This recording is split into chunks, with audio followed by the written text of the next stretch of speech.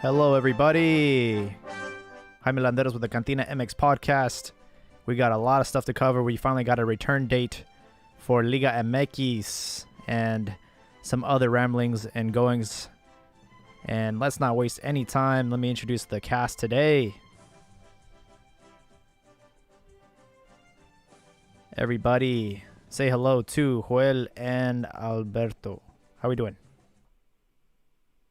Good, I'm good.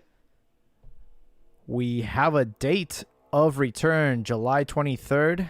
Liga MX is finally returning.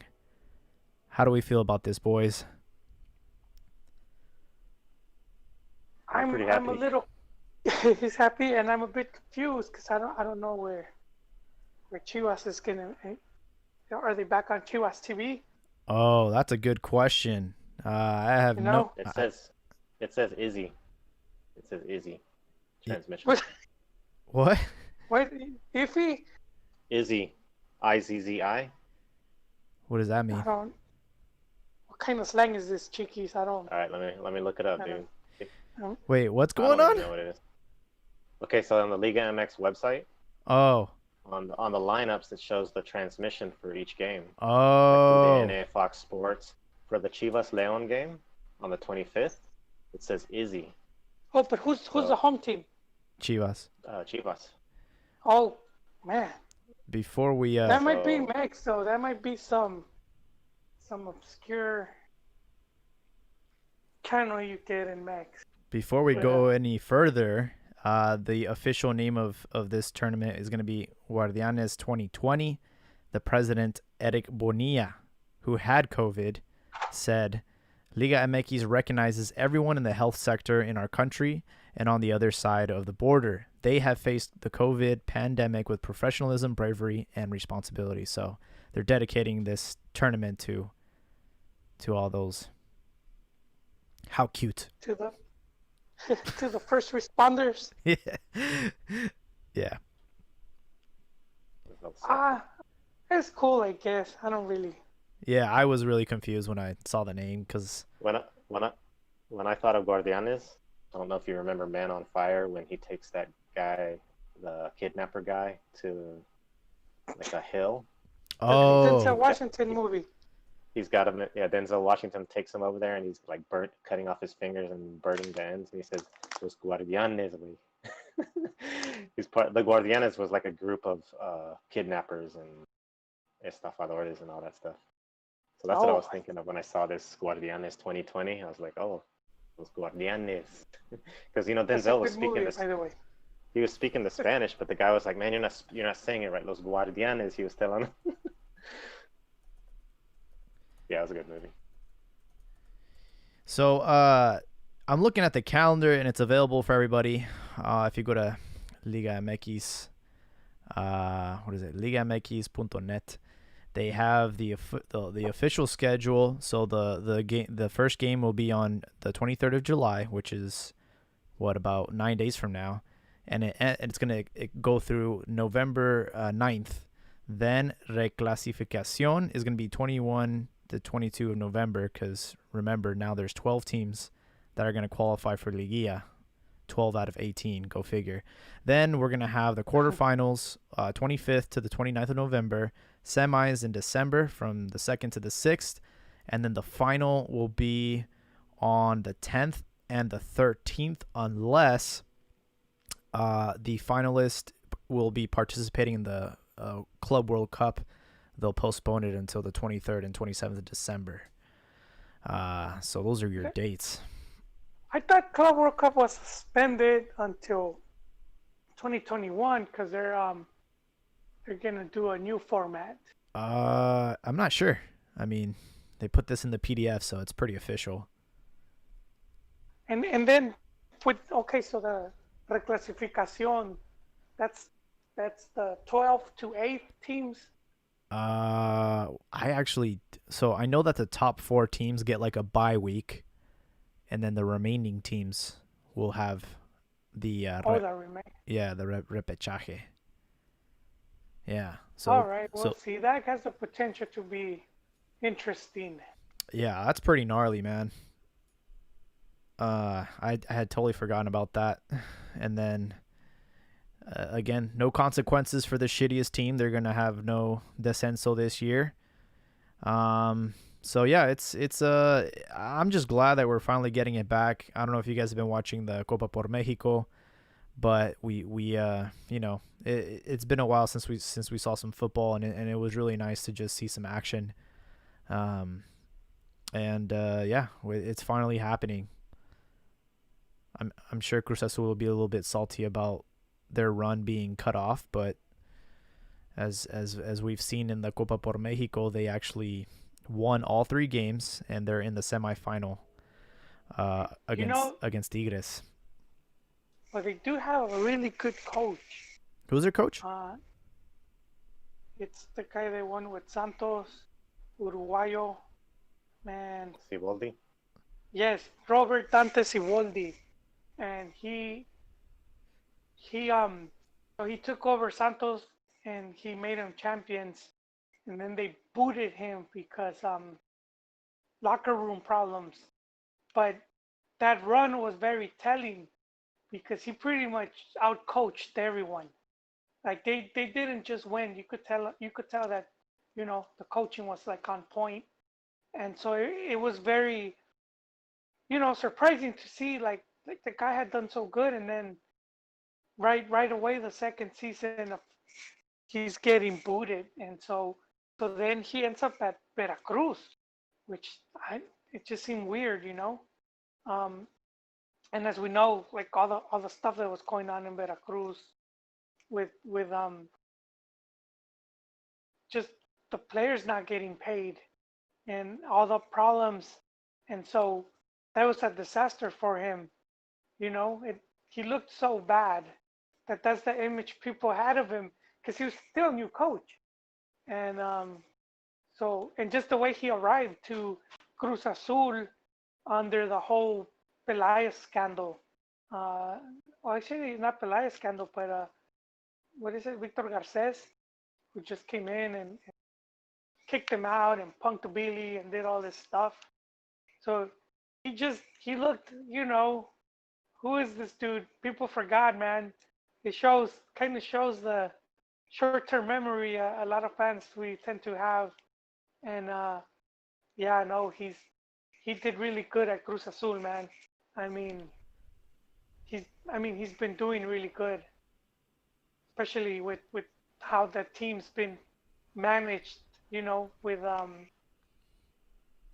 the back room, and then the whole thing we were hearing about not so long ago about they might get booted out because the guy's been crooked, the Alvarez family.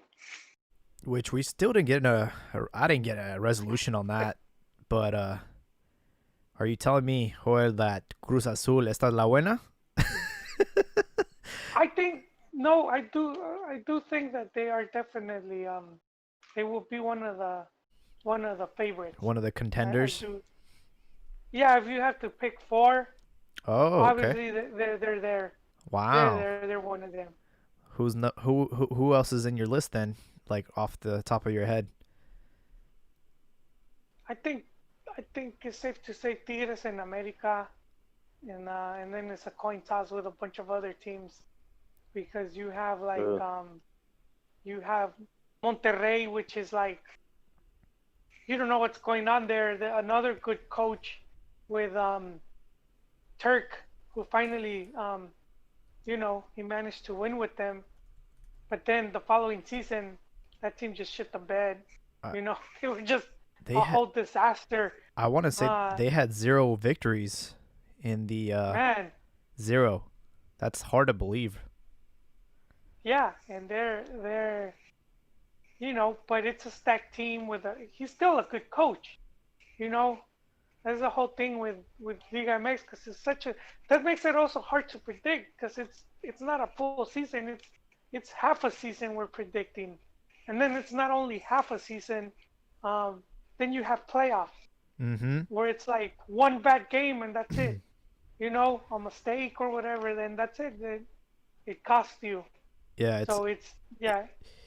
It's gonna be it's going to be, again, 12 out of the 18 teams are going to qualify for repechaje, and then it's a one game. It's literally just one leg at the team with the better ranking.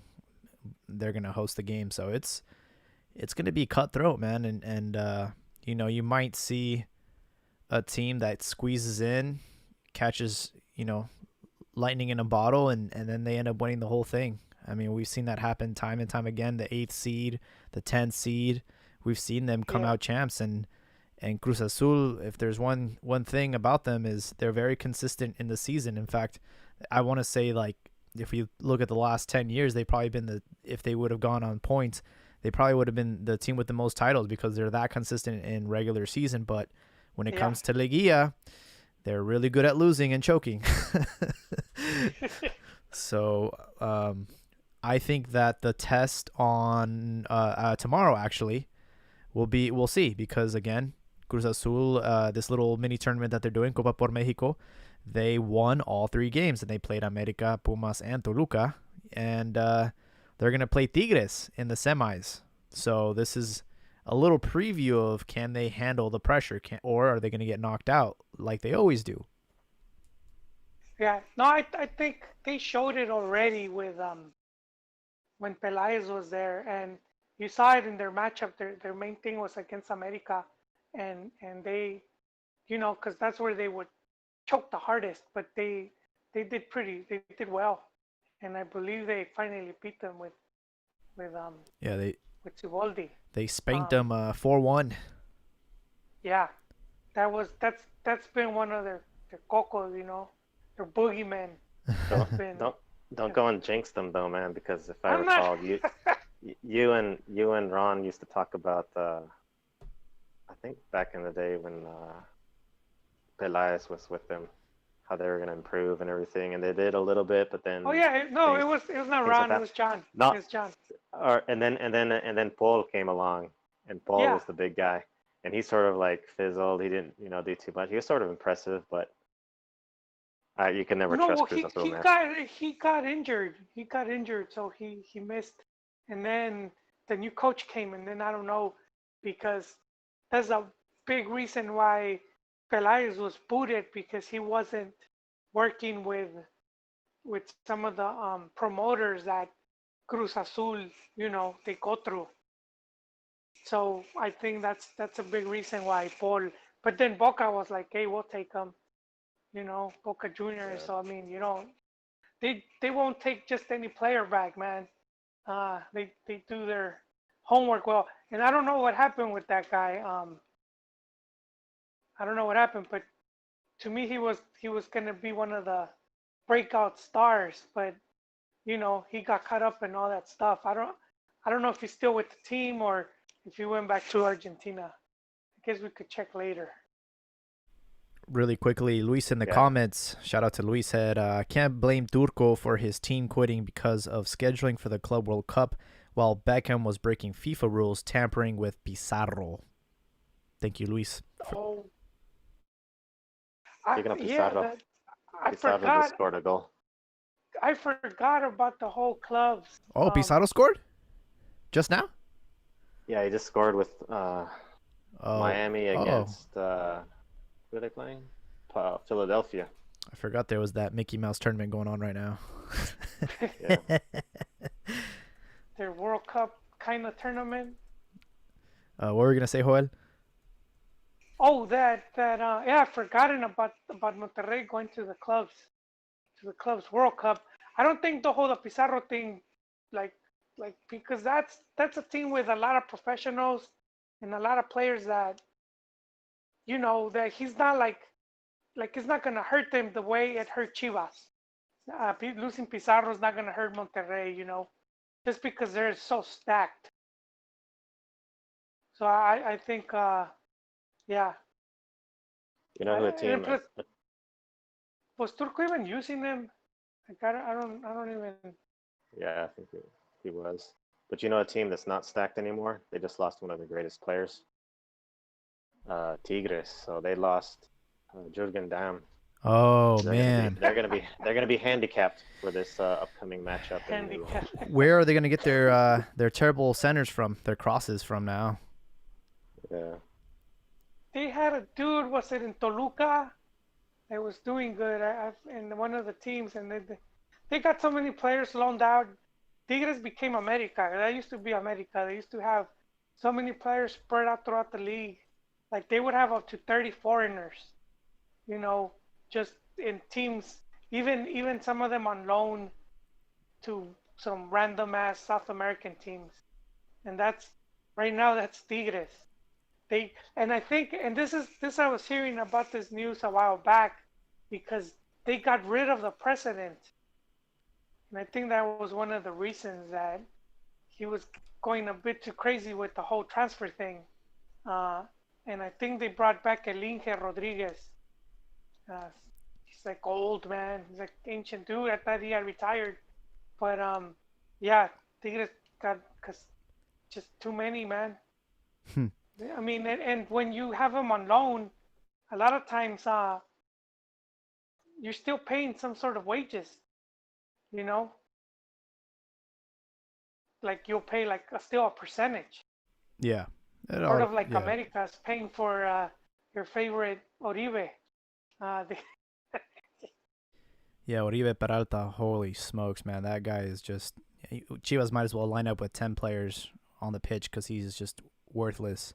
I saw Chivas, Luis Fernando Tena is doing this thing where he starts one team on the 45 minutes, and then because there are no limitations on subs, he's fielding a completely different side in the second half. And La Chofis came in, or La Chonquis right now. He came in and immediately gave one of the nicest passes of the second half. And Peralta, he just screwed up, man. He didn't know what the hell to do, and it was just a wasted opportunity, a wasted moment of brilliance. And Chivas are actually going to face against America in the semifinals on Thursday. So this is going to be a nice little game, you know. And you know what they say about these is I don't care what this is. This is definitely not a friendly. There's always emotions run high in these Chivas America games, even if it's just for a little tournament that doesn't have any significance. Well, I would sort of speak for our Americanista panelist who's not here, Ron. He didn't seem to be stabbing the wall with any silverware after after America's 4-1 or was it 4-1? 4-1 loss to 4-1 spanking. Mm-hmm. Actually, Pumas lost 4-1 also, I believe. But yeah, I don't think he's traumatized by the Prode. I don't think he really cares if America loses this match. But yeah, like you said, I think deep in the heart of every Chivista and Americanista, they're going to be wanting the victory. well, I mean, but Anytime see, they play. we should also take into consideration that this tournament is pretty much preseason for the teams because they didn't get to. So I mean, yeah, some teams just take more. You know, I don't blame Tena for what he's doing. Because you don't want to start the season with a bunch of players that didn't get any playing time, and then you don't know. You kind of don't know where they're at. You know, can they, physically or what?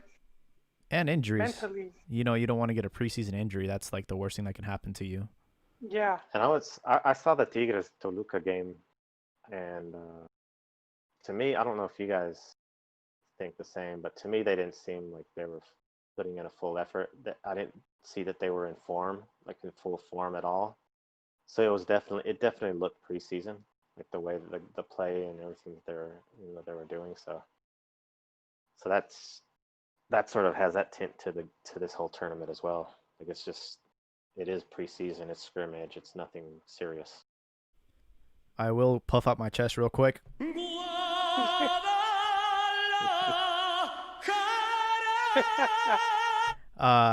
You know who's not in preseason form is J. Macias. He has been on fire. He scored a brace against Mazatlan in the 3-1 victory. and he is looking sharp, just where he left off right before the COVID thing. So I'm really excited for him. I think he's going to have a fantastic tournament, probably end up with double-digit goals, especially with the supporting cast that he has at Guadalajara.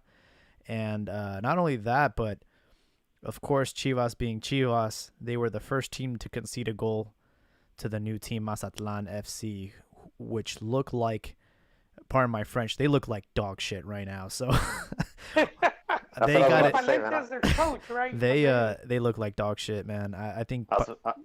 Go ahead.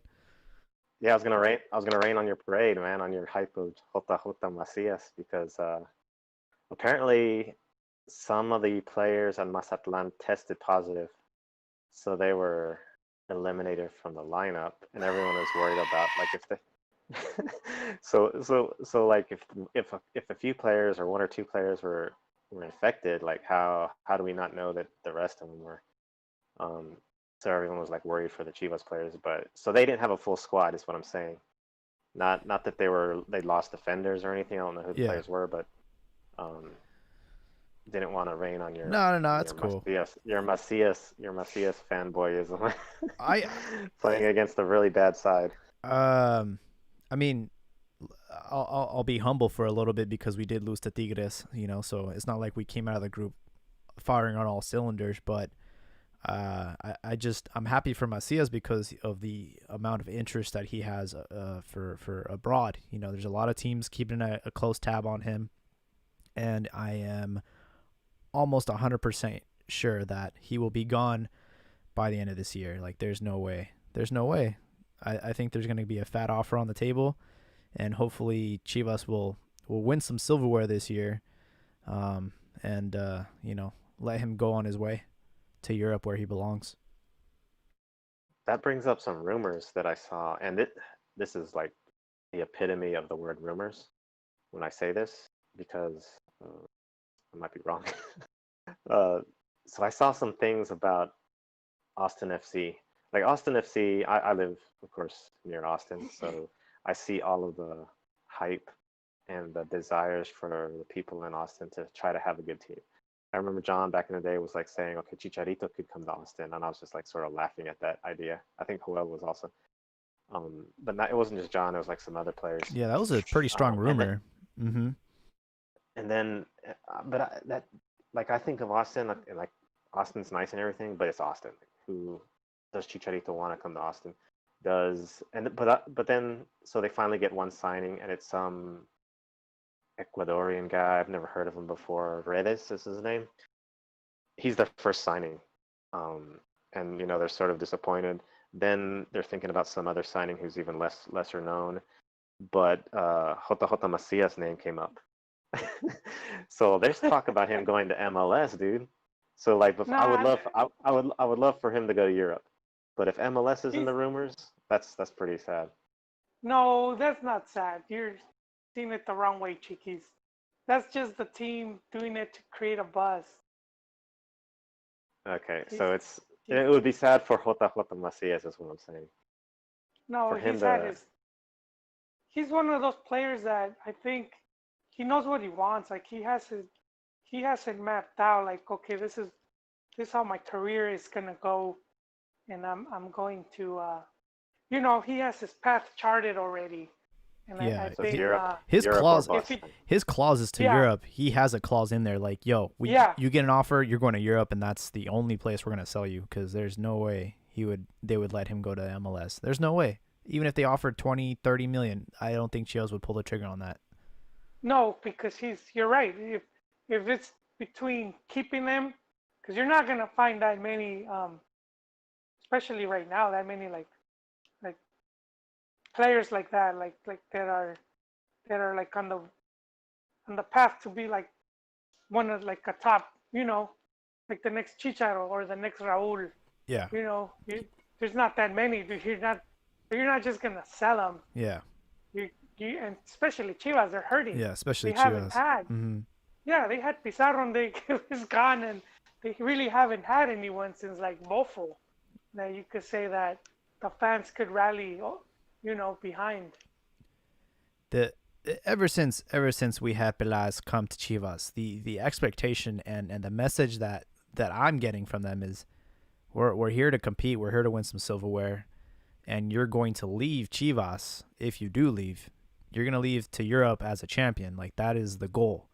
And I think they do have that mindset, and honestly, the way they've been handling themselves, I think they could be a contender. You know, you mentioned Cruz Azul as a contender. I think Chivas are going to have a great season. They were having a great season before this thing got spread out. So I'm excited for Macias. I think he's going to kill it. No, I agree. I do think he's very professional, man. I think he's up there, man, with some of the players that, like, just to name a few, like Chicharito and Marquez, that the way they treat their career. I think that's what's lacking with Chofis, man. Oh, La Chonquis. Too much Netflix and chill, man. He I thought he was gonna come back. I'm sorry, I didn't mean to cut you off, man, but I really thought he was gonna come back all swole, Oh. And yeah, because they had been like some clips of him working out, but I think that was like probably some old last stuff. Year. Or yeah. And dude comes back. The good news is with La Chonquis, he was having flu-like symptoms, and they were concerned that he might have caught the Rona, but it turns out that he's good. He's good to go. He'll get back to fighting shape. He's one of those players that can turn it on at any moment. But I do want to segue into another player that came out looking a little bit chunky, and that was Javier Hernandez, man. I saw him yesterday. He his first game since the break, and he had quite a Chicharito type of game, a roller coaster where he had a penalty. He missed the penalty. Then later on in the game, he had a clear chance of goal. Like, literally all he had to do was tap it in, and he hits it over like a field goal. Like, he just completely ruined it. Then immediately gets a cross, and he heads the ball with the back of his head, kind of like how he did it against, I want to say Liverpool. The goalie saved it, but I was like, yo, this is crazy. He always misses the easy one and scores like the crazy ones. So at the end, he finally gets his first goal for LA Galaxy, and you can tell that he had a big chip on his shoulder. And I want to say, Albert, you were there on his debut in Houston, and you said that you could tell that he was flustered because he wanted to score. Yeah, it was, and I want to say it's his personality that he does this in previous games, but I didn't recognize it as much as he did during that game versus Houston. He was complaining, yelling at his teammates, waving his hands and saying, "Pass it to me there," and you could sort of tell he was frustrated during the whole game. But the word "frustrated" never came up, which was weird because and no one wants to criticize the big Chicharito on his debut. The big signing for LA Galaxy, the big signing for MLS. How dare us criticize Chicharito? Even when he was missing, like the poor game he had, capping it off with a goal sort of like redeemed everything. We even had Borghetti sort of praise like his movement off the ball, and like I understand he does have good movement, but that's like a striker 101 for when you're in the box. Listen to this. If it's striker 101. Well, I've never thought of it. Like before, I would say, yeah, I'm totally in agreement. He has good movement off the ball. Borghetti said it, and I believe it. Chiquis, I'm picturing you like Salt Bay right now. Yeah, probably. Dropping the salt like that, like. But I've never had this level of salt on this particular thing because I've always trusted and known his off the ball movement to be great, and I agree with it. But in this one case, wait, you agree that it's not great? That it is great. It's good. Oh, okay. But then looking at this one goal though, if you're a striker, it's the first thing you learn when you're in the middle of the goal is to cut in front of all the defenders and go to the near post, which is what he did. And then get the pass unfettered by defenders because you're behind their backs. They can't see your movement. Before the pass comes, you cut in front of them to the near post, and then you're wide open for the goal. So that's Yeah. like striker lessons 101. I mean, that could So then I'm just sort of like, be an off game or just one off move because who Roger Jaime, you got better memory than me. Who was his teammate from Man U?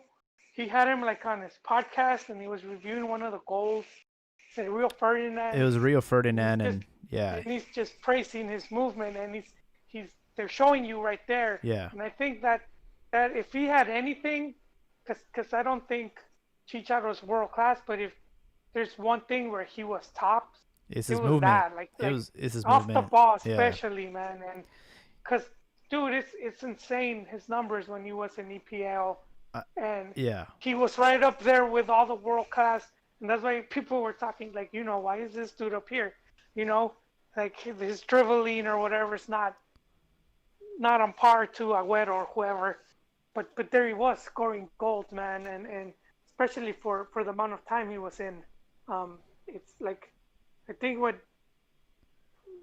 was the stat that came out? He had like about the same amount of goals as Jimenez, but like in half the time. He had like in the first 60-something games, he had 23 goals to Raul's 27, but he did it in half the amount of time. Yeah. Yeah, so. come on, Chiqui. You're not. That's I think that's. So it's legit. I'm gonna agree. Here's the thing. Like I actually saw the game, and like I hate myself for seeing the game because I don't respect the MLS, but the defense is a shit show. Like defense in the MLS it's a nightmare. So this is gonna be goals galore for Javier. He finally got one off his chest, but I got like straight up nightmare flashbacks when he missed that penalty. I immediately thought of the penalty that he missed under Louis van Gaal. It was Champions League qualifiers against Brugge, and Chicharito got in, and he was trying to prove himself to the new coach because the new coach didn't rate him, and he fucking missed it. And I immediately went back to that moment because it was like watching deja vu, and you could tell it's like, man, they're already they're already criticizing you because you left Europe with your tail between your legs, and you said that you weren't retiring, or this was the first step of retirement, and then he had to defend himself, and then now you miss a penalty, bro. Oh my god, dude, it was like you cannot make this up, man. It's just classic Chicharito. I think that miss, if I remember right, because now I'm older now, and my memory plays tricks on me. But I think I remember because I know Bengal didn't want him, but his teammates wanted him, and I think the teammates pressured him to give him a chance, and he did that. And I remember there was a picture or like the video going, and Bengal was doing like the face palm, and you could see in Chicharo's face was like, okay, I guess it's Germany now, or wherever it is he left. It was wait, he went on loan to Madrid, no? No. That, so it was Moyes. Remember, Sir Alex Ferguson retired, and then Moyes took over, and Moyes didn't rate him. He was like sent back to the bench. So then he got loaned out to Real Madrid, and then he came back from Madrid, and Louis van Gaal was the coach, and they decided to sell him. That's when he left to Germany. Leverkusen. Yeah. Yeah, okay. But that. Okay, see, there you go. Yeah, the thumbnail of this podcast today is actually that reaction of Van Gaal. Yeah, I saw that. and Giggs, and it was just like, damn, man. Like, I agree with what you said though, that he was just feeling that pressure, like that whole. Because I mean, there's high expectations. Oh yeah. And he's novella, man. You're a DP. You're a designated player. But they're expecting him to just be this goal machine, and he's not at that level of Carlos Vela, he's gonna be dependent on the quality of service he gets or opportunities created by his teammates. I have to say this. I love that you brought up Vela because I was gonna bring that up. So Vela controversially opted out of going to Orlando because his wife's pregnant, and here's Chicharito, who has the same situation. His wife's pregnant too. He decides to play, and he had a few things to say about that. He said, we have a good relationship. It's not like I made the correct decision and he didn't. There's no better decision. We need to be very respectful. Only we know what's going on in our families and lives. And then he follows up with, I've known Carlos for a lot of years. I've been in contact with during the pandemic. Both decisions are respectable. One is not better than the other. I'm happy that he's made the best decision for his family. I want to make that clear because, everyone's going to start shit with them.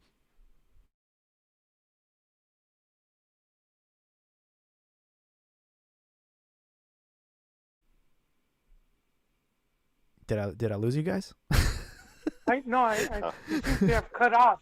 Oh, no, I no, thought no. you just cut off. No. I No. just want to know what you guys thought about that. No, and because we mentioned it, you mentioned it. He had just signed with what is it, Herbalife, and because you said would he do the same thing? And I said not with that, not with his new sponsorship. They're not, he's not gonna. So he's being pressured. He's got the pressure to. No, that's not pressure. To sell. That's what you signed for, man. He's got his obligations. No, it's obligations. He's got to go door to door.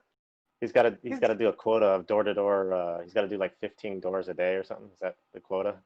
Pretty much, man. But no, it's. I think and I know. I was saying how he's very professional, and I think he might be a bit overweight. I'm gonna say that's his dad bod. But I think once the season starts, I think he's gonna be on tip-top shape. I do think that I think he pays too much attention to what's being said. I think he needs to be more like Vela in that regards of like 0 F's given, man. Yeah, that's what I was about to say. Carlos Vela doesn't care, man. Yeah, that's right. he doesn't even care about the sport, dude. And he's just a talent. A guy who don't care, and he can just like score on you with ease at any. Vela's like Little John when they're talking about him. He's like, huh? What? You know what this reminds me of, and I've used this reference many times. Good Will Hunting, and the guy, the mathematician. He's like, man, like you could do so much. You are so talented. And then the guy's like I don't know, jerking off to his freaking homework. He's like, I can't believe you did this, and he just takes the paper and he lights it on fire. He's like, do you know how fucking easy this is to me? This is a joke. I could do this in my sleep. Like that's the way I see Carlos Vela. He knows he's so good. He doesn't give a fuck. He just like, if I want to score, I'll score. Like it's really not that big a deal for me. Yeah, I agree. No, I agree. But I think that's why he's able to do what he's doing, and I think Chicharito, because I do think Chicharito constantly trying to prove himself. Yeah. And I think he shouldn't. He shouldn't no more. He doesn't have to, man. He did records that I know people will talk shit about, like his goal scoring record, and that it's moleros and whatnot. And yeah, it could be true, or there's validity in that, but not just anyone can do that. If it was as easy as we make it seem to be, that record would be changing hands like that title belt. Remember that 24/7 championship? That was kind of dumb. There'll be like some dude sleeping, and then some guy will come and pin him and take the belt. He's self-conscious, dude. Okay, so check. This goes perfectly along with what you're saying about Chicharito's personality. When I was saying in his debut with the Galaxy versus Houston, he was complaining and frustrated with his teammates for not giving him the passes. So like if you're not getting passes, or if you're not doing well and you're not scoring goals, you can't make it seem, and you can't make everyone think that it's your fault, that you're not scoring the goals. You have to blame it on someone else. So that way you can state that you're still on that higher level and everyone else is not coming up to your level. And you need to prove it by acting out, by blaming others. And so that's what I saw he was doing. And that sort of goes along to what you were saying, Joel, that he's got to, he cares too much about what other people think. And he has to prove himself. I think, and I'm going to say this, I'm going to get on the Chicharron bandwagon. I think him like blaming his teammates is more to do with his frustration, because every time, I don't know if you've seen like a lot of the old interviews when if he would score like a hat trick or a doblete or whatever, and he would always credit his teammates. Yeah, he would always So, he would always yeah, he would always like, give them the shout out always. yeah, He's and gracious. so I do think that he's a team player. I think, but I do think it's been some of that pressure.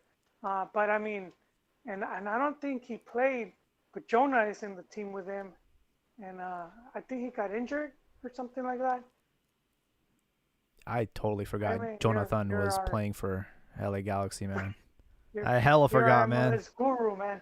I've been too I busy think he's watching his missing the tournament. sorry, His, when I think of his Jonathan, Insta. when I think of Jonathan, I just think of that one time he got super drunk on IG and posted a bunch of nudes of his girlfriend. They look like Kylie Jenner. Oh my god. He's, he's getting high fives from the mixed community, and it's like that's not her though. Yeah. I do think it's interesting though that like he like again it just goes to show how completely different Vela and Chicharo are. Is like Vela doesn't want to play and Chicharo is like willing to prove himself in a tournament that might not mean anything, but I don't know. I think it's kind of crazy. I was watching Serie A on Saturday or Sunday, and I saw Zlatan, and he's playing at Milan. Man, he's 38 years old, and he's back He in booked Europe. on CR7, right? And yeah, he beat. I don't know if they beat him or they tied, but I mean, it just goes to show how like Zlatan was just like playing in like a little kids league. I'm sure he must have felt that way. And he said comments about how like the league is just it's not there yet, and I mean the fact that at 38 years old he was still able to get attraction in Europe is pretty impressive. It just goes to show how skilled and how much of a competitor he is. And Oh yeah, but his talent though. He's been like top 10 for a long time. yeah, It's just insane, just how much talent he has. and But I believe they beat Juventus, and it was like their first loss in like 20 something games or something like that. hmm yeah, and I mean I could see Vela just retiring at LAFC. I think that he could see himself just staying in LA for a long time, and I don't think this is gonna be Chicharito's last stop. I think he might have a season or two at Galaxy, and who knows, he might. I've always had the illusion that he would return to Chivas and retire here, but who knows? Not Tigres, I think he not wouldn't. Tigres or Monterrey. Um, yeah, no, Martin had a I good. No, go ahead, man. good. No, you go. You go first. No, I was just gonna say real quick on the Chicharito talk. Martin had a good thread, I think, this morning on Chicharito, and just sort of he says he's like the most polarizing Mexican player that's been around for a while. That's why he gets all this attention, he gets all this hate. But he also does mention, I think you guys were talking about Zlatan. Like Zlatan Yes. is just like the king of MLS, and sometimes people hate on him because Zlatan is, so arrogant. But I like how Martin sort of says that he was right. For the moment, MLS is just just a little bit behind. They got a lot to work on. Um, but I like how he admits Zlatan is right in his arrogance, and I guess he's made some comments about sort of belittling MLS. But that was a pretty good thread. So yeah. Yeah, I saw that on Twitter. It just really is interesting how it's like he literally has like such a huge divide. There's and I'm gonna say it. I want to say it's the Americanistas who have always discredited Chicharito. Always. Every time, even when he scored for Mexico, they'd be like, yeah, whatever, tap-ins, or oh, it was Copa Oro, or you know what I mean? I'm like, bro, if it's that easy, where's Raul Jimenez Where's the 50 something goals from Raul Jimenez? He has not scored. He hasn't even scored half of the amount of goals Chicharito has for the selección. So it's like, come on, man, give this guy some credit.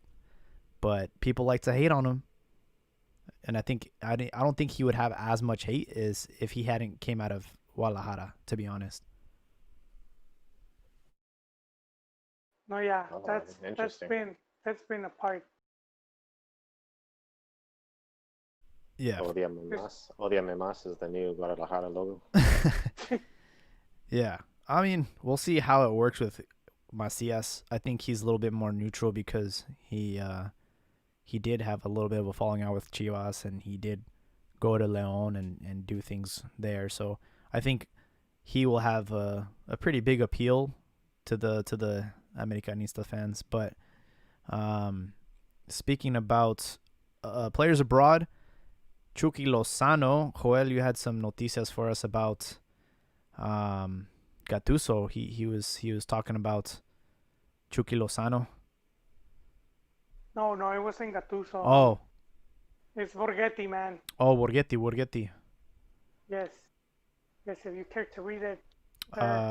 He said, Borghetti said in an interview with ESPN, the easiest thing is to be comfortable and for Napoli to sell him after the season. He'd have another opportunity in another club in which the coach has asked him, and he had more chances to play. But that's falling into comfort.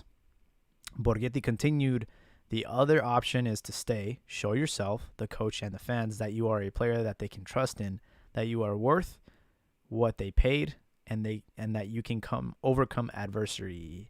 You come out of it better in all aspects in terms of character, decision making, and in terms of football, but it'll depend on him. From my point of view, if I was him, I'd stay, but it depends on the player.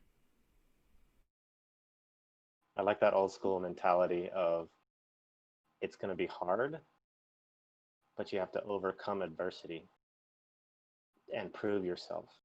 Like you have to put it back in the face of Gattuso and show that you're not what they think you are initially, and come off better. And it might be hard, it might be a struggle, but it could turn out in the end. I think that's like the old school mentality versus the Zoomer type of ideas. But Borghetti is the same guy that went to Bolton Wanderers and flopped. He only had 19 appearances, 2 goals, and then he went to like Saudi Arabia, you know. So, I mean, he didn't. But you know what? I think the whole flop, he was there with Big Sam, who was like got suspended because he was like involved in doing transfers just because he would get a cut. And I remember way back that I think it's an interview with Borghetti and or with I think the bottom line was Sam didn't even know that Borghetti had Italian passport, which means he wouldn't count as a foreigner. So that's probably the reason he missed a few games. But I mean, I don't think this dude was ever serious about Borg, you know. And I do remember this really nice goal he scored, but it was like he should have never gone to that team just because of how just the way the coach played, and with like one striker up top, and you needed to do, you know, be more like by midfield and all that stuff. And I do think he was part of that tranza stuff. I think he's been doing it since way back, man. But I think, yeah, man, the Borg was robbed.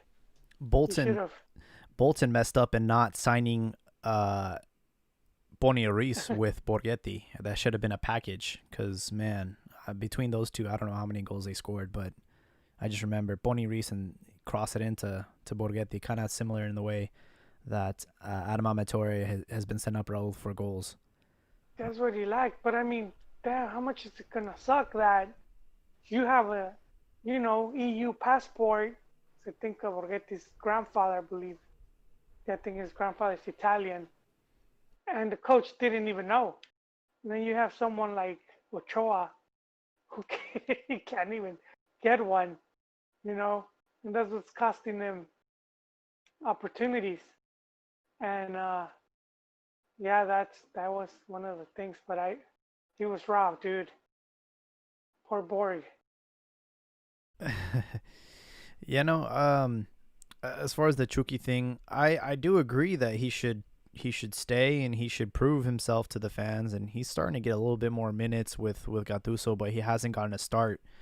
But the other thing that you shared with us is the fact that Napoli's already shopping and they're looking at a Nigerian playing for Lille, and I mean he would be a more competition for Chucky. So I think that maybe this chapter with Napoli is going to be short lived.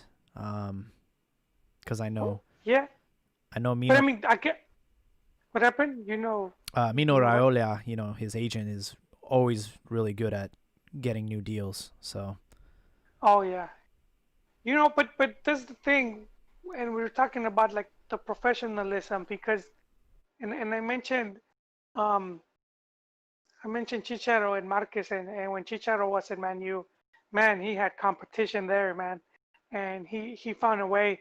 And Marquez, I remember when he was in Barcelona, and and then this was around '06, and he was just breaking, you know, getting the first team, um, and that's when Juventus got relegated for that match fixing scandal, and so Barca gets two players from Juve, which world class players, you know, which was I think it was Gianluca Zambrota and who was it? It was oh man, it was a French defender. Thiago Motta? No. No, man. That's That's what those Turam. Was it Lilian Turam? And everyone was maybe. saying that that's it, man. That Marquez was done. Yeah, it was Zambrota and Turam, and Turam was champions with he was part of the team that won with France in '98, and then Zambrota was just staple with both Italian national team and Juventus, and so you have these two massive players coming in, and everyone's thinking, oh, that's it, man. There goes Marquez, and he kept the spot, dude. He stayed. Yeah. So I do think this Nigerian dude that comes in, yeah, give him he'll give him competition, but I think if he's resilient, he should, claim a spot. And like normally what we will say, don't be in a team where the coach doesn't want you, and and that was the thing with Chucky because he came under a different coach. But yeah, I do agree with Borg. I would just add if I'm the player, and then I would just talk to the coach, you know, and be like, I look, would man, fight Gattuso. I would beat his ass. Be like, you're playing me, bro. I don't know what I gotta do, bro, but I am playing. Like yeah, you guys spent 50 yeah, million on this Ferrari, bro, and then you look like a joke every time you leave me in the driveway. I would be like that, man, and but he maybe was leaving them because he was showing up to practice yeah. probably with his AirPods on and like not even. Maybe we don't know the whole story. Maybe Chuki's in training just like jerking off. I mean, I don't know what the hell's going on, but they obviously haven't had a good relationship. And 50 million, man, just to be sitting on the bench, I think that is burning a hole in Napoli's pocket.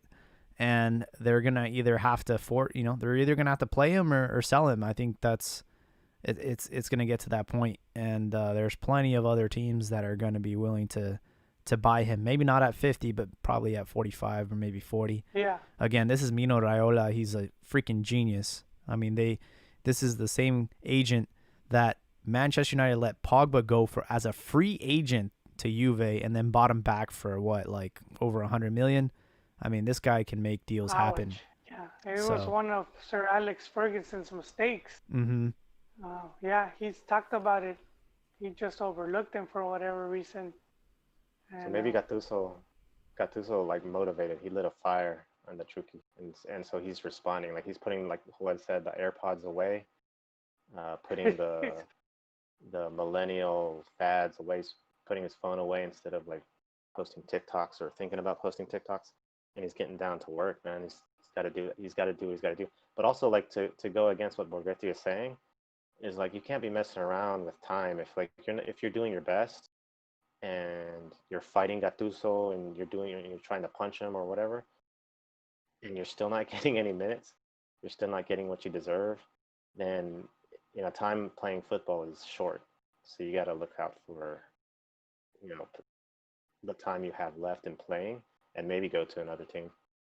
On Borghetti, I was thinking about, man, that dude, he was lighting it up with Santos and everything. But at the same time he was at Bolton was 2005. In 2005 also he had the Gucci on Yewu stare down, which I think that might have been that might have been his Gattuso moment where yelling at him and stuff. He might have been a little bit traumatized after that stare, and was winding down his career. God, you think he was scared of the Gooch? Well, he came up all running up to the Gooch, and then the Gooch just sort of stared at him, and then he didn't do anything after that. So. I don't think he was gonna punch him, Yeah, I don't think. I think it was. I don't remember the whole incident. I just know that picture because of the U.S. fans they were making a poster out of it. Yeah, he knocked him down. Like Gooch physically bodied him, and this sort of is what happened with him at Bolton in the EPL because it's a more physical league. I think he got bodied, man. He didn't seem like. Because he's tall and he's slender and everything, and usually he's like the bigger guy in Mexico. But in the EPL, I don't think that was the case. And usually he's the guy in the middle that moves around and tries to get the header, jumps up, and Gooch pretty much shut him down in those 2-0 losses and stuff. And Gooch, I remember. I just can't remember the player. I think it might have been Marcos Fabian, but I remember he had just signed for AC Milan, and then they played like Mex, and this guy just made him look bad. Like he just made him look so bad. Milan must have been like, "What did we do?" Yeah, and I can't remember the guy, man. I can't remember who schooled him bad. And then, but I remember Gooch, which I thought was messed up, man. He broke his leg like early on, so he didn't really get to play with Milan. Just wore the shirt, I guess, man. Sucks. The reality with Napoli is they are actually still in the Champions League. They are playing Barcelona, but in the league table as of right now, looking for ahead for next year, it's not looking good. They're in 6th position, so that would put them out of Champions League and possibly Europa League. And I mean, again, it's just a situation that you don't want to be in if you're a player. You're not going to be playing in Europe, and that's a big draw. He was at PSV, he was playing Champions League, or he was playing Europa League, and it's like this is a player that should be playing Champions League every season. So if another team comes in wanting his services and they're a Champions League contender, then I mean, I would leave. I would not waste any more time in Italy.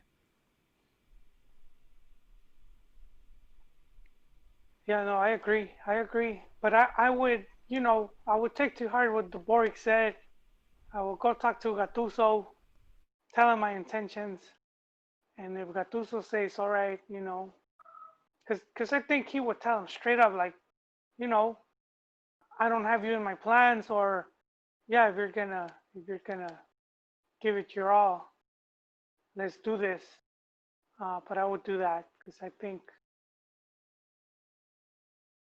do think he should prove himself. That's a good league to prove yourself in.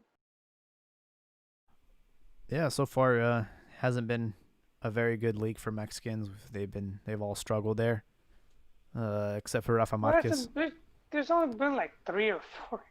Yeah, that's what I'm saying. It's like it's not one of those leagues that you've seen success in. You've seen Mexican players have more success in Spain or in England, so why not go to? And plus, out, for the English fans and the Spanish fans, they consider the Italian league as like a fisherman's league. Like it's definitely not the same league that it used to be back in the 90s.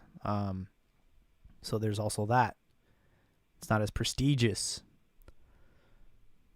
It's more. No, but I mean, there's been like, okay, look, there was Octavio Mora, and he went to AC Milan, and he went when they were stacked, you know, when they had Van Basten and all those.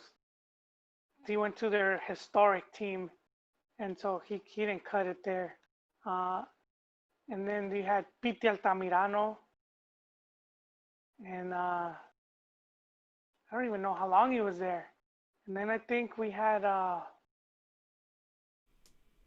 what's this guy's name? Was it like not? Was it Layun? Layun went to Atalanta.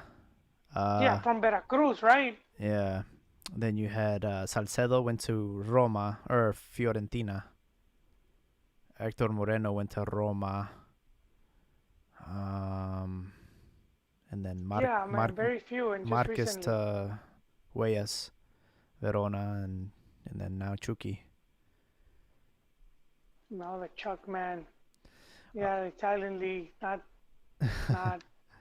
And Not it's always Juve. Juve's been the champion for the last like 8 to 10 years, man. It's just one of those leagues. It's like, man, you already know who's gonna win it. It's kind of a one-legged race. I actually want more Mexicans to go back to Bundesliga because I think that's a fun league, and the German fans love Mexicans. They show a lot of love to them, and if Chucky had the opportunity to go to like a team like Bayern Munich or Dortmund or in England, maybe going to England or Spain, I think he should go. I heard Tecatito? I don't know if you guys heard about him. Tecatito going to Wolves. Mm-hmm. That would be nice. I would like to see that. Ademame on one side, Tecatito on the other, and Raul just bagging them in. Yeah, and their coach is Portuguese, so I'm sure he follows the Portuguese league. Oh so yeah. I know he knows who Tecate is, so I'm willing to believe that rumor. That's a solid rumor, especially if Wolves can secure a Europa League spot. I think that'd be a really cool addition. And Raul has now been directly involved in 35 goals, a combination of 25 goals and 10 assists. So no other Premier League player has had a hand in more goals except for Mo Salah. So just more Salah. Shit. It's been a great year for Raul. I would definitely watch more Wolves games if they had Tecatito. Tecate. Mm-hmm. Yeah. Yeah, I mean that'd be fun. I think Ache would be fun too at Wolves because he's not getting the opportunities at Atleti, unfortunately. He went for free. And Nestor Araujo is getting a lot. The steam keeps on picking up with him going to Valencia. He's not the only Mexican player that Valencia are interested in. They want Cesar Montes. So this is the guy I wanted for Chivas. Yeah, I know. Instead, we got Iramir.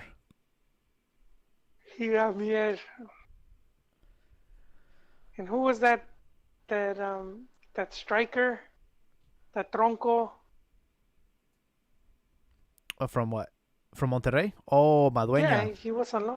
There you go. Yeah, Madueña. We sent Tronco, man. We sent our freaking top goal scorer. Yeah.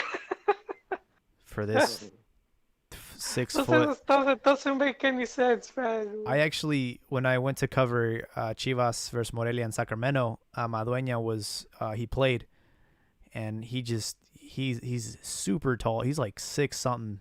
He looks like he should be playing like football or basketball, but he's just fucking dorky as hell, man. Like super clumsy, like just like hits that like stereotype where you're just like a big dumb jock. He just looks so out of place on the fields, and I just kept thinking like, what a waste, man. Like, why would we trade our like best player for this guy? Like, I know that we got, who did we get in return? Because it wasn't just, It was este well, it was to buy the midfielder. Molina. Yes. Yeah. And so they said, we'll sell him to you, but only if you also do this loan deal. So dumb. And then they didn't even use him. They didn't even use Saliba. They didn't even need him. They had freaking Funes Mori. Yeah, they threw him in the cup games.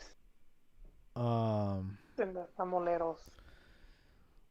So going back to going full circle here now that we have a date for the return of Liga MX. Chivas America, the actual Clásico will be sometime in September, Jornada 11. But Albert, I wanted to know what your top teams and who do you think is going to be champ? No, that's gonna be. I haven't even thought about that. Well, America is always like up there, but that loss, I want to go too overboard. Didn't look good for them, even for Ochoa. Chivas, I don't think there's going to be too much there. Tigres is always a contender. I think. Yeah, I want to say Tigres. I'm thinking Tigres is going to be. Is going to be up there. They're going to challenge for the title. I don't think Monterrey is going to do anything. They've been, heading downhill. I can only see Tigres, America, Chivas maybe do something, but I think Tigres is gonna. My pick is gonna be Tigres, I guess. I haven't even thought about it too much, but I would say them. Well, we're looking at Tuca's last tournament, right? Last. Yeah, is this his last tournament? Oh wow! I know his contract was until 2020. Yeah, I don't think he's extended it. I think you're right. I think. And they're probably gonna go after Mati and make all my Chivo hermanos rage.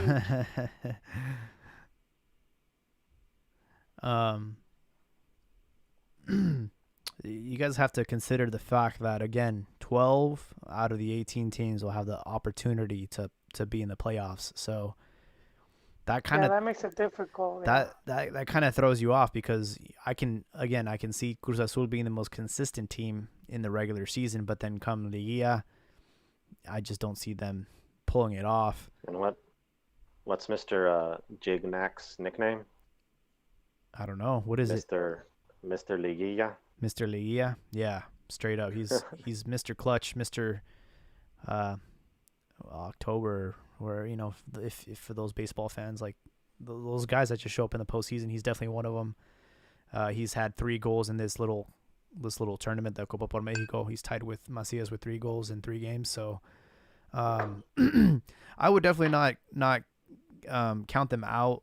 I think with again the 12 teams being able to make it to the playoffs, for me the top teams, Cruz Azul, Chivas, and Santos, I think if I'm not mistaken, they had a pretty good season before everything got postponed. I think Santos could be up there.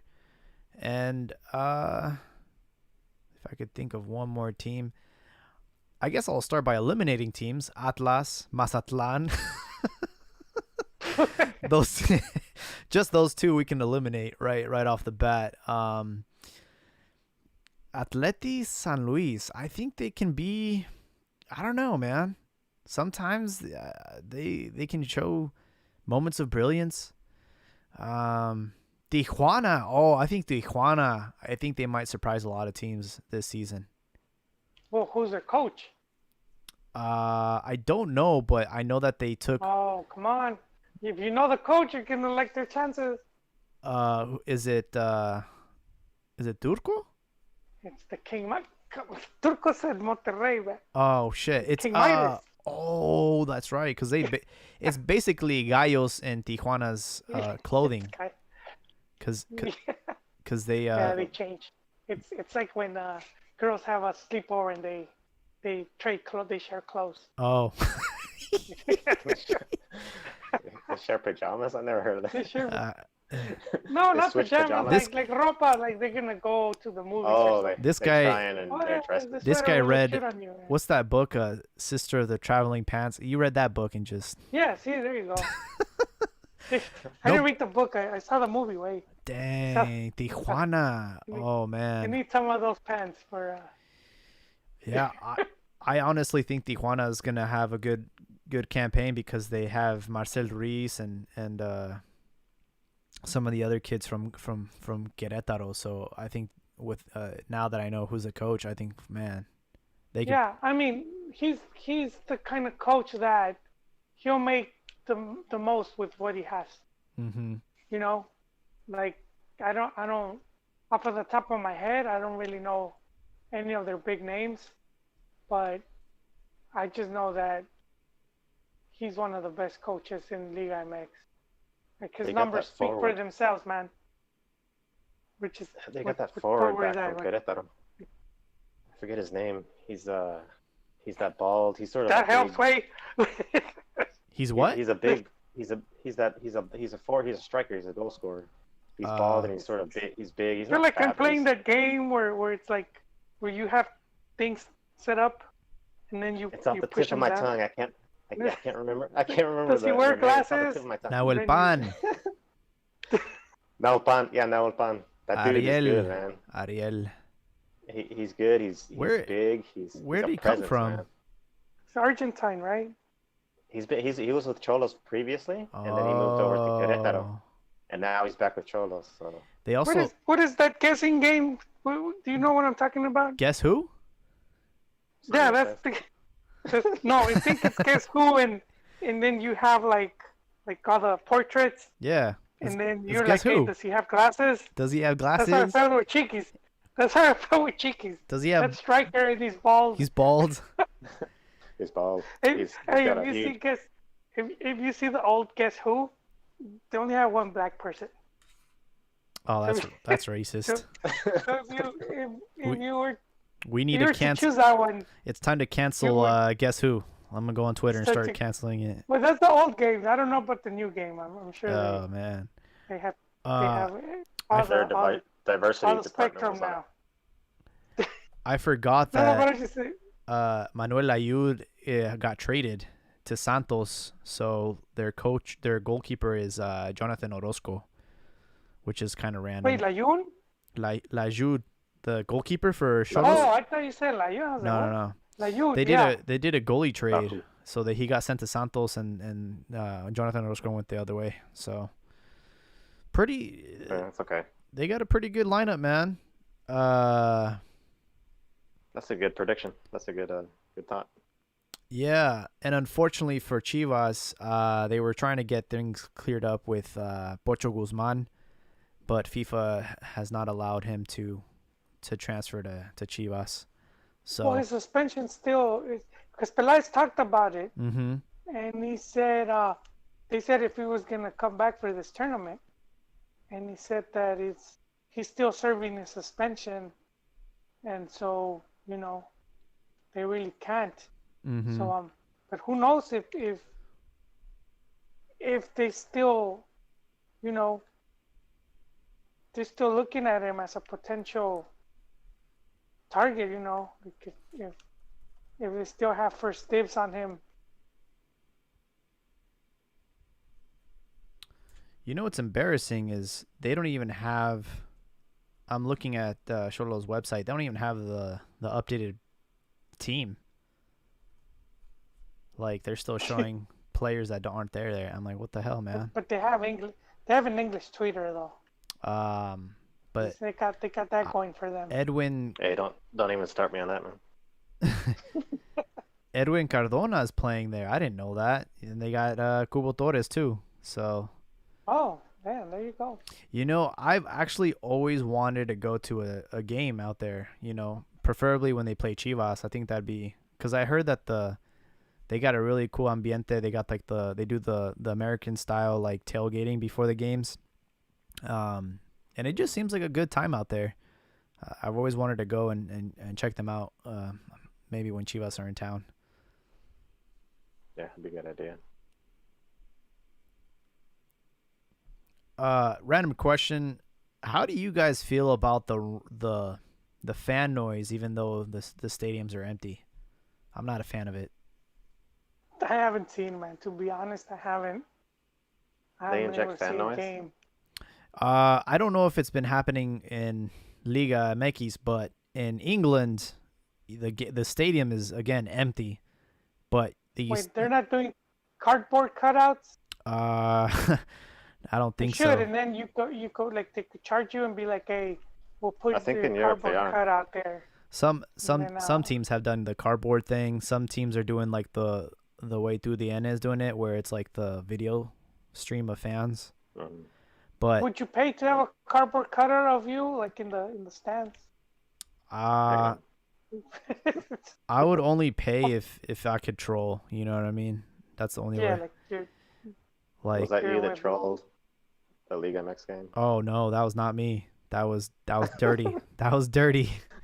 Oh, can Someone- you explain that? I was wondering for you guys because I know it was to the end, right? They Yeah, I think. somebody somehow was able to get past the thing, and they put a photo of was it Zaga? Was it Zaga's thing, or was it No, just? it was. I don't think so. It Oh, just it was looked- I thought somebody. it was the person. I thought it was their somebody's bits video. and pieces. I thought it was their own video, man. Oh, okay. Because that's live video, isn't it? Yeah, it's live video. And they put their thing on there. Okay, for those that don't know, can you guys explain? Explain what, man? Okay, so well, let's. Well, what happened? Like, you want to go to the what is basic? So Okay, like Liga MX say that I just saw a picture, but I like someone that hasn't seen anything.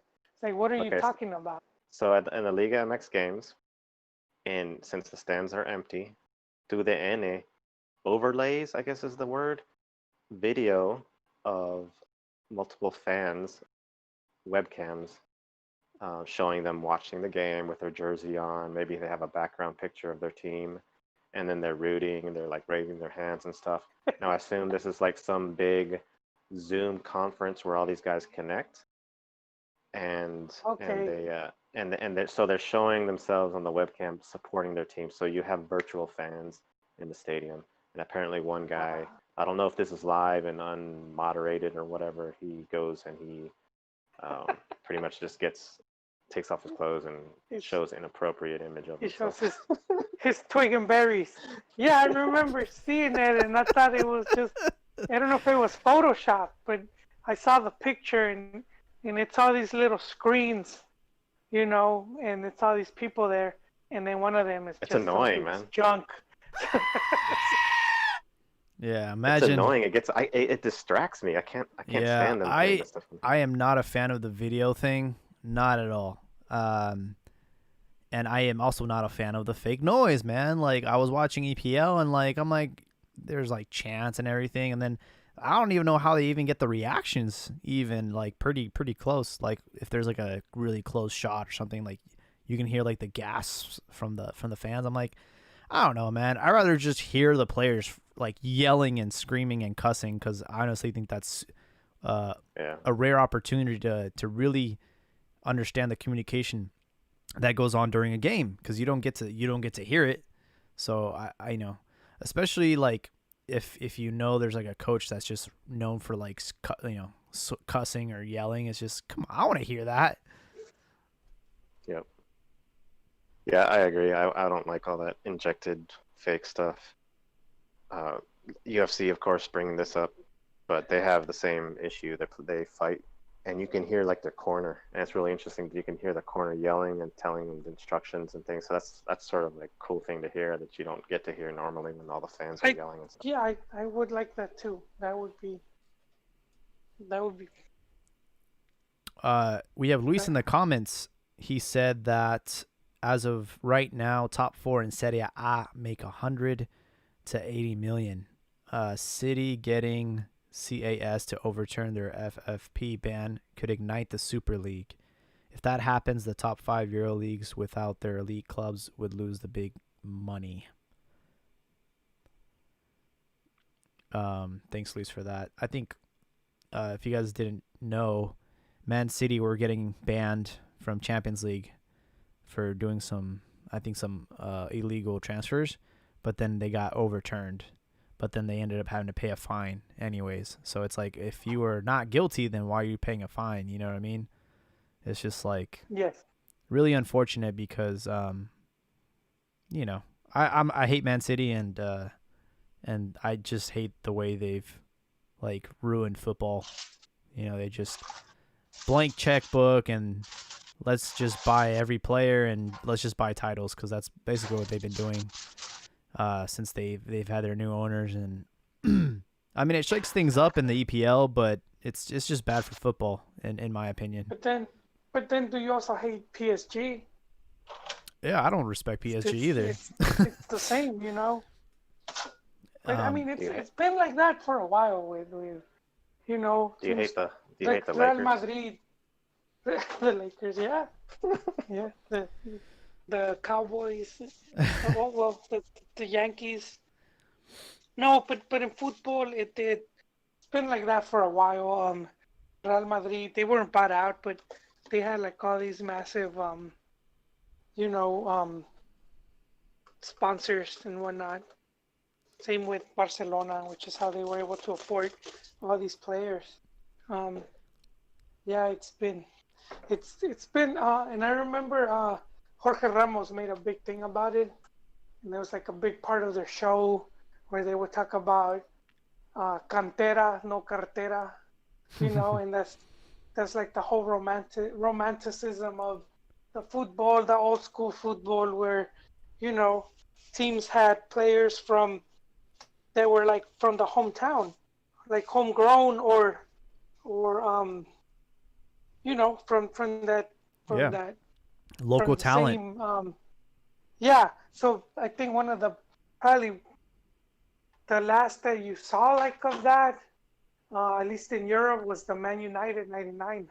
Yeah, I the think '90s '99 babies, and when they won what they won, what was it called, the treble the or what? treble.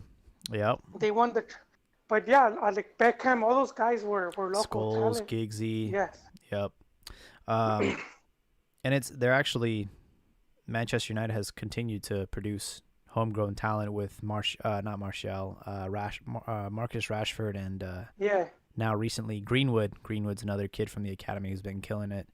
And then in the complete opposite, a team that was known for their cantera was Barcelona, and they are in a really, really bad situation. I mean, they've spent almost $1 billion in transfers, and they've been flopping, man. I mean, they spent so much money on all these players after Neymar left, and they have not panned out. Like Dembele, they spent so much money, he got injured on like his debut, and Coutinho, who's not even there anymore. Yeah, it's just like they kind of like lost their roots, man. Like, what happened to homegrown talent? And you know, I think like Chivas went to the other extreme where they were not spending on transfers, and we were struggling. But I think right now they have a pretty good, healthy balance of canteranos and you know, players that they've purchased. I think you need to have like a good combination of both to be successful.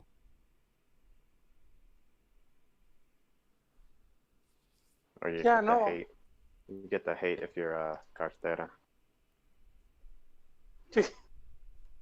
Well, that's just the way it is now, man.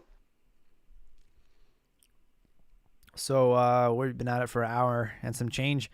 We have, again, tomorrow, semifinals for Copa por Mexico, Cruz Azul versus Tigres. Who do you guys have for that match? Who do you think's going to win? Wait, just really quick, because on yeah. what Luis said about you know, igniting the Super League, which has been, you know, there's been talk for years as well. I think they used to call it the G16 or something like that. They were, you know, they were trying to form their own liga and whatnot. But if something like that happened, and I could see it benefiting like MLS, I know a lot of people are gonna hate saying that, but I know it would, because that would free up, you know, like Luis says, that it will cost like the leagues money, because then now nobody wants to see La Liga with no Real, no Barca. So some of those top players, where are they going to go? And this league right here within the U.S. is just, that's kind of like would be a prime place.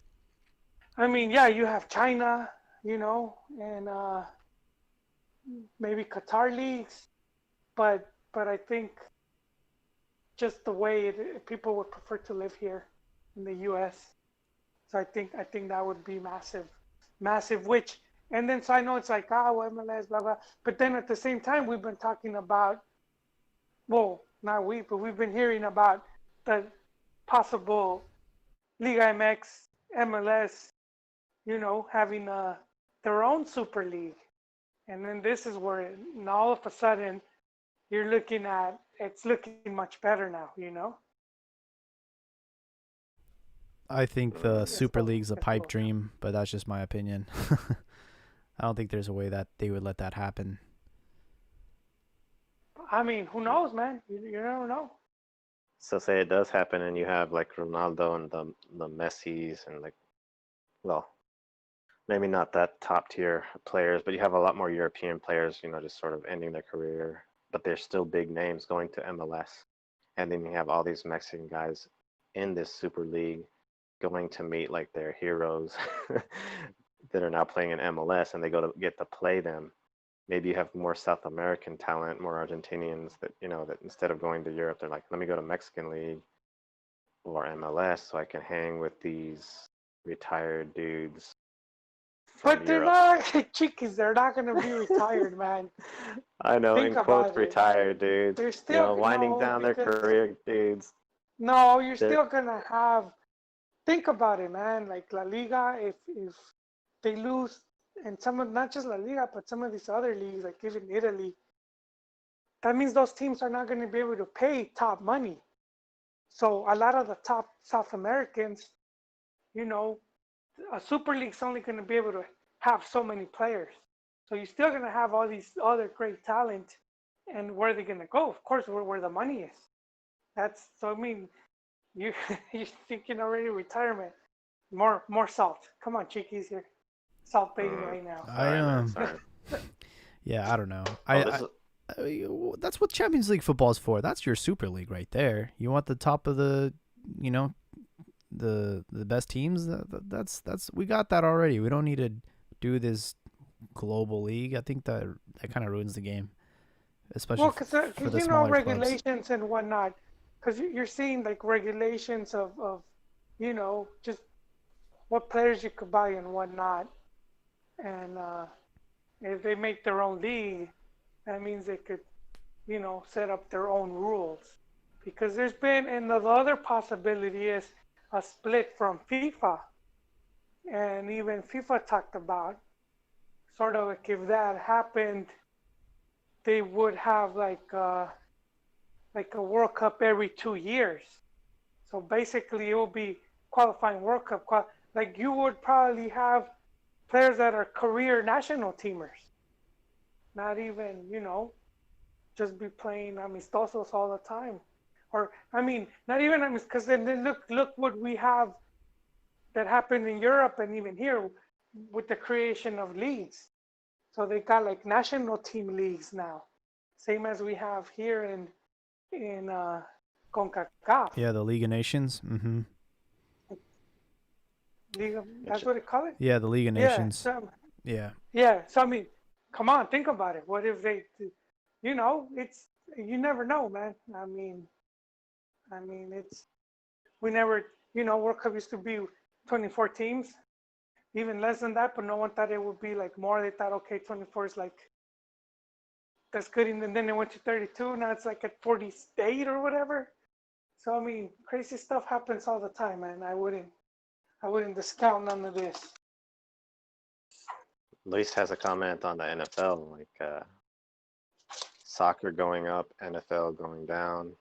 I don't know if I really believe that, but I guess with recent times, NFL, I guess I don't want to say cancel culture or whatever. The Washington Redskins changing their name to the DC Redskins. Oh no, I'm sorry. The whole stuff going on with the NFL. I don't know if the NFL is going downhill. Wait, is that the But name change? Just no, DC I'm Redskins? I'm just kidding. Nah, I actually I've already seen the logo of the next the Redskins. Oh, They're what is it? changing it. I'm gonna see if I can send it to you guys so you guys can look Oh, at it's it. like another warrior type of thing, right? It's Forget what it was. pretty. I'm not gonna lie. It's pretty cool. Let me see if I can. How do I do this? Um, as far as the NFL, man, that the NFL generates so much money. I would love to see the day where people are as ecstatic to watch an MLS game as an NFL game, but I don't think the way American culture is, they simply do not have the attention span to watch a soccer game, because in the NFL you have breaks every 2 seconds. They have commercial breaks. They have time to go up, and it's a social thing. And the thing I hear from a lot of Americans is like, how am I supposed to socialize with you guys while watching soccer and there's no break? And I'm just like, well, I mean, that makes the game more thrilling, but they disagree. No, it's boring. Also, like you have to wait minutes, tens of minutes, 20 minutes, 30 minutes before you see some action, or like some goal. Whereas the NFL and football is like spurts of action. Like you have downs where anything could happen, and it's exciting. Like you don't want to miss a certain down because a breakaway might happen, or a long pass or something. So that's like the patience to watch slow soccer where the score is 1-0 and Wait, there's only not all one. soccer slow, Cheeky. Cheekies, you really brought That's the exaggeration. I'm speaking song, from man. the Oh, time that's frame. century? I'm speaking of the perspective from the American. Oh, I thought that fan. was yours. I was like, Cheekies, man. No, that's why I'm You saying the have to U.S. check your the social U.S. media. Yeah, the U.S. Oh, culture is not gonna yeah, they would go see to it this. like that. Even though They would see Wigan beat Hull City 8-0 today. So, they boom. had mercy. There They you showed go. mercy, right? Because they were winning 7-0 first half. So they might have been like, let's just, you know, let's go easy on them. By the Let's way, go easy. I sent you guys the logo for the Redskins. It's pretty, like I said. Vamos a ver.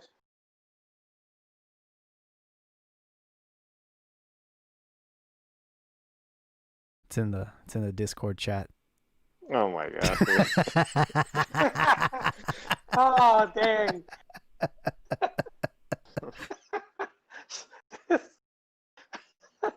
Oh, well, god dang. No, there's a legit one. I think I heard like this is off topic then. I heard like this guy was like buying a bunch of trademarking or doing something with a bunch of names, so that whenever they tried to change the name, then he would have the trademark for it, That's or the copyright, genius. whatever, and Yeah, then sell it to him. that's the smart thing to do, man. The Washington Nationals or the Senators, or they'll have some cheesy Washington's changed so many other names, like the Washington Bullets. Remember them? Now they're the Bullets, Washington Wizards. and then it was the Montreal Expos, and then they went to Washington as the Nationals. So yeah, we'll see. The amount of money that the NFL generates, again, I just don't see the MLS getting anywhere. Like MLS is, people rather watch like hockey and golf and bowling than MLS, man. It's just, but there's a huge demand, obviously, for immigrants and Mexicans and Latinos who live here, and they still prefer, soccer. And Liga MX ratings here in the States are higher than Yeah. even most Premier League games. I'm actually very curious to Yeah. see how much views will generate the Chivas America game on Thursday. I'm curious to see if they can get over 1 million views. I think they will. Yeah. Well, I mean, this with people liking stuff, it changes all the time. I mean, basketball wasn't as famous as it is now. If you go back a couple years. No, dude. So When I was in high school, basketball was up there. Well, of course, that's Michael. when This was Michael. that's when they hit the peak, man. I'm saying No, more back, man. even before I was in high school, like the Celtics Lakers rivalry, that thing was huge back in the day, man. The But Showtime that's Lakers, not far back, Chickies. Come on, man. You're that's in the thinking 80s. 20, 30. That's not far back, dude. Chickies, come on, Okay. man. Come Well, on, man. okay, That's the Celtics dynasty of what is it, the 50s or whatever? That's like the Campionissimo well, I for the mean, cause look, Celtics, man. I know, but look, at one point you had two basketball leagues, and so you kind of see it with that Will Ferrell movie. Remember, semi-pro, Semi-pro, yep. and That was but great. it's kind of based on that, where eventually it became The one league. But ABA, yeah, so if you go kind of back Dr. then, J. it Mm-hmm. wasn't nowhere near what it is now. You know, I don't know. it just wasn't. The truth of the matter is the NFL, another thing about football is it's a very violent sport, and Americans love that. You know, there's a lot of violence. People are getting hit, and you don't see that in soccer, you know? So it's like there's We have the CTE. The CTE is a negative issue also that I think it sort of dampened it a little bit. mm-hmm. But even with that, man, I Yeah. think these donks don't even care, man. They're like, Yeah. NFL and all this stuff. I do think that similar to the way boxing, you know, like where kids these days are not looking to become a professional fighter because of the damage down the road. I think a lot of kids the same way. They're not looking, like football might not be as popular like for kids growing up because of the concussions, and they've been really pushing that narrative, you know, that it's not safe, it's a violent sport. And so I mean, who knows?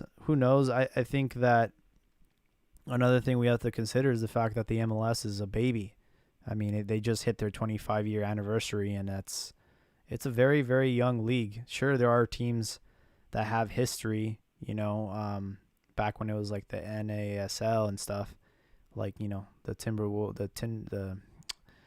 Portland Timbers and the Earthquakes and, you know, the New York Cosmos. Like, there are teams that have roots, but for the most part, these MLS teams, they're literally creating a culture right now. And, you know, the rest of the world has had almost 100 years of a head start. So who knows what will happen in the next 50 years. But I think that the problem with the MLS is, number one, there's just too many teams. I mean, they're going to try and get to 32 like the NFL, and that when you have that many teams, it's kind of hard to be competitive. But, you know, that's their choice.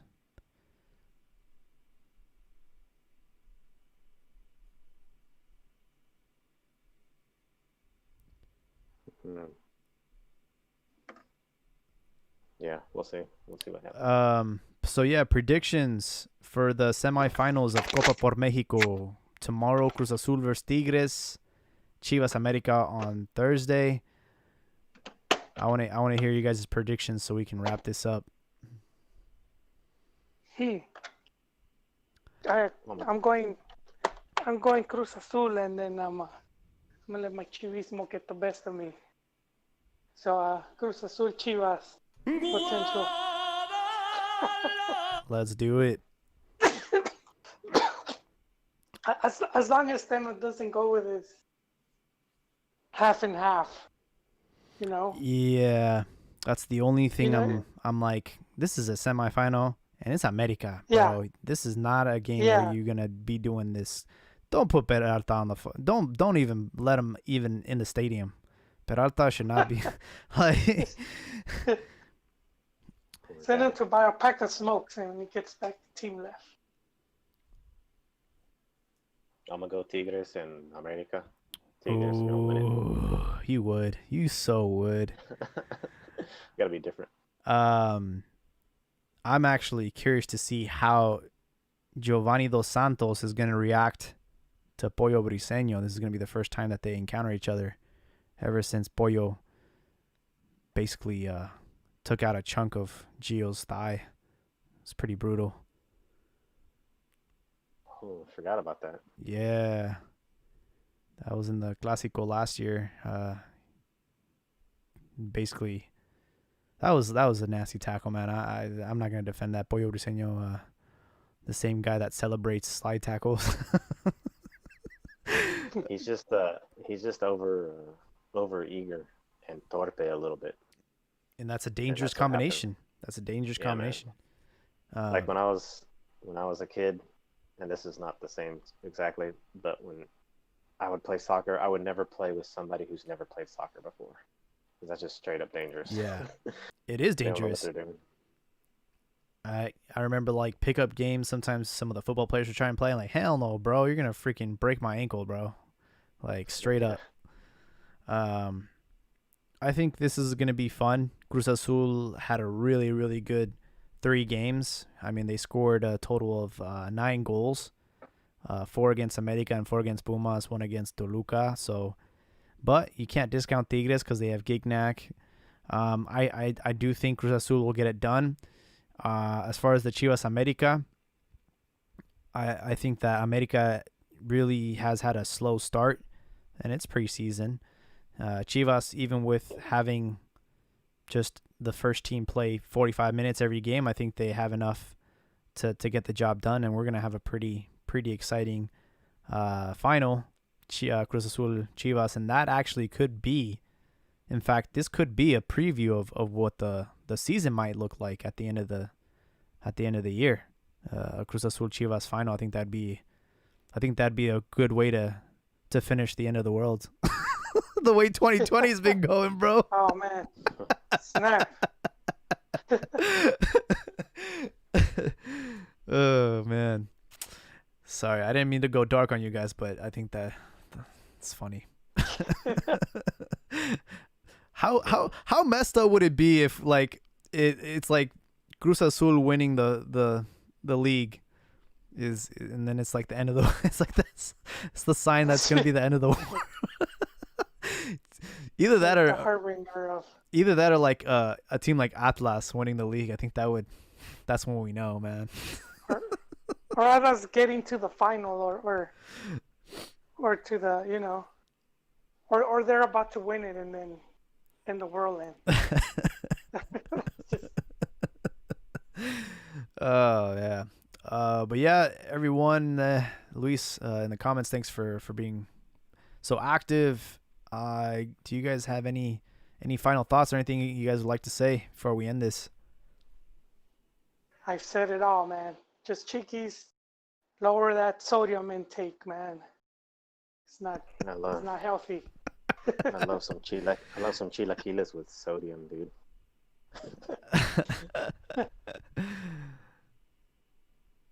All right, well. Yeah, good show, man. Thank you guys for joining.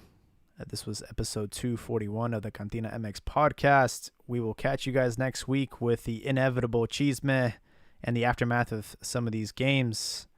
Thank you guys for watching, and everybody have a great night.